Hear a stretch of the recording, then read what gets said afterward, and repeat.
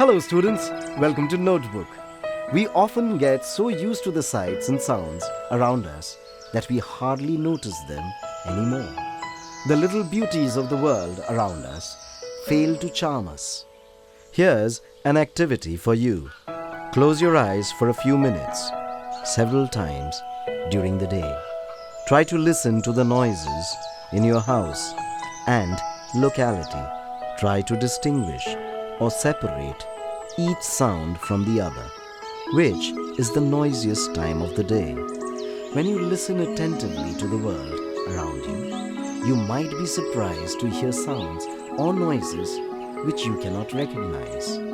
The poem we are about to study today tells us of the sights and sounds which meadows or hills have to offer. The world around us is full of surprises, but only if we have the eyes and ears to listen to them. We'll start with the poem, but let us first talk about our poet, Louis Phillips.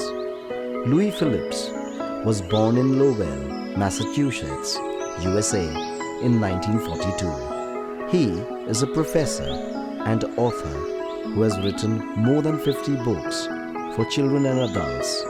He has written anthologies of short stories, plays, and poetry.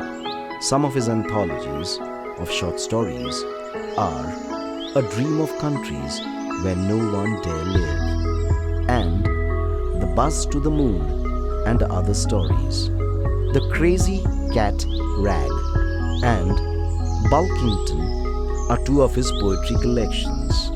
Let us now read aloud his poem, Meadow Surprises. Meadows have surprises.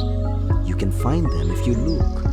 Walk softly through the velvet grass and listen by the brook. You may see a butterfly rest upon a buttercup and unfold its drinking straws to sip the nectar up.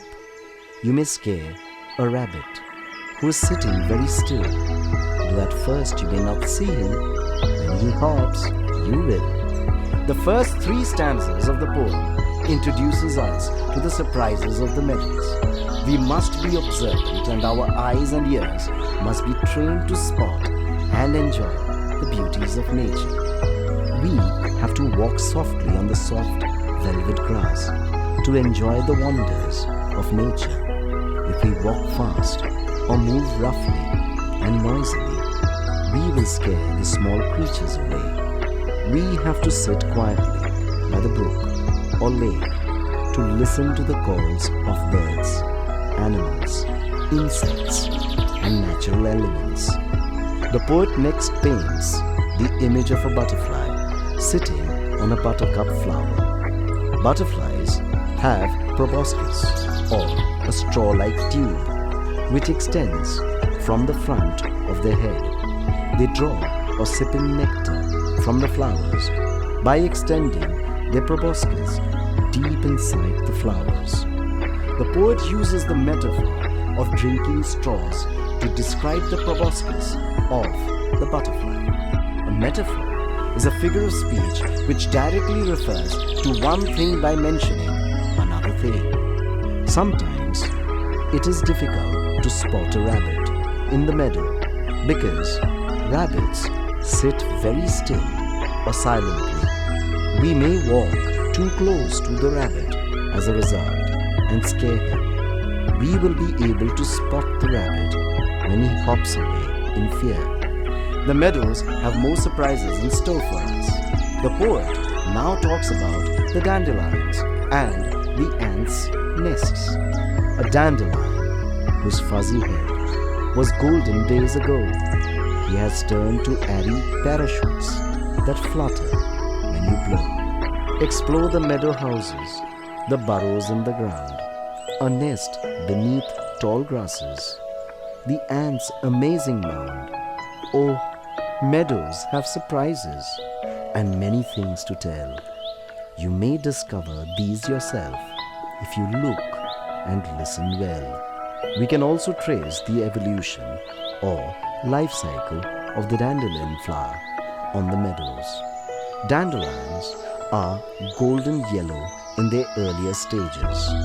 Over time, pollination of fertilization takes place with the help of bees and insects. The fertilized floret produces a seed called an achene. The seeds are also called parachutes, and they develop white puff balls called filaments on their heads. The fast-blowing winds carry the seeds or parachutes through a long distance and drop them on the ground. Thus, new dandelion plants grow in those places. If we are observant, we can see the yellow dandelion turning into airy parachutes over time, and the wind dispersing the seeds. It is a spectacular sight. Many creatures build burrows or nests beneath the ground on the meadows. The ant builds anthills or mounds on the meadows. These anthills are made of fine soil, clay or sand, and they sometimes have pine needles or needles obtained from pine trees. The poet ends the poem by telling us that the meadows have many surprises. We'll be able to discover them ourselves if we have a keen eye and an earnest ear. With that, we come to the end of our lesson on meadow surprises. What other nests of birds, animals, and insects can you find in your neighborhood? Discuss and share your observations with your friends. See you soon in our other videos. Till then, happy learning!